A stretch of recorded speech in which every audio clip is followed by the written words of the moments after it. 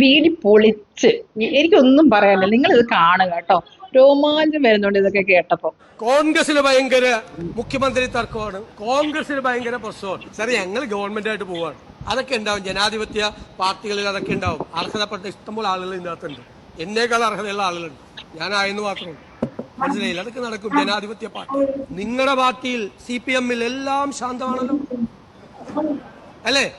എന്താണ് തെരഞ്ഞെടുപ്പ് കഴിഞ്ഞിട്ട് നടക്കുന്ന കാര്യങ്ങൾ? സാർ ഞാൻ പ്രതിപക്ഷ നേതാവായി വന്ന് കസേരയിൽ ഇരുന്നപ്പോ എന്നെ ആരും ചോദ്യം ചെയ്തില്ല. പാർട്ടി പ്രതിപക്ഷ നേതാവിനെയും പാർട്ടി സെക്രട്ടറിയെയും പാർട്ടിയിലെ അണികളും നേതാക്കന്മാരും ചോദ്യം ചെയ്യാണ് നേതൃത്വത്തെ, അല്ലെ നിങ്ങളുടെ പാർട്ടിയിൽ? അതൊക്കെ വല്ലാത്തൊരു പൂതിയാണ് കേട്ടോ.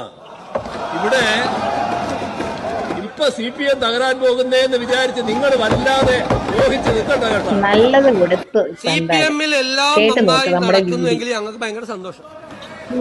കാരണം എന്താ അറിയാം, ഒരു തിരുത്തലും ഇല്ല, ഇതെല്ലാം കറക്റ്റാണെന്ന് നിങ്ങൾ തീരുമാനിക്കണമെന്നാണ് ഞങ്ങളുടെ ആഗ്രഹം. നിങ്ങൾ ഇങ്ങനെ തന്നെ പോകണം. അല്ലെ ഞങ്ങളുടെ കാര്യം നിങ്ങളുടെ MLA-മാര് പറഞ്ഞപ്പോ അങ്ങ് എഴുന്നേറ്റ് ഇത് പറഞ്ഞില്ലല്ലോ. ഞാൻ എന്റെ കസേരയിൽ നിന്ന് എഴുന്നേറ്റ് പ്രകോപിതനായില്ലല്ലോ. സാർ ഞങ്ങളുടെ പാർട്ടിയെ കുറിച്ച് സംസാരിച്ചാൽ തിരിച്ചു മറുപടി കിട്ടും, അത്രയേ ഉള്ളൂ, അത്രയേ ഉള്ളൂ. അങ്ങ് പറയുമ്പോൾ സ്വാഭാവികമായിട്ട് ഞാൻ മറുപടി പറയാൻ ബാധ്യസ്ഥനാണ്. ആ മറുപടിയാണ് ഞാൻ പറയുന്നത്.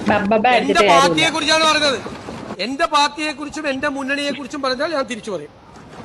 ഒരു സംശയവും അക്കാര്യത്തിൽ വേണ്ട.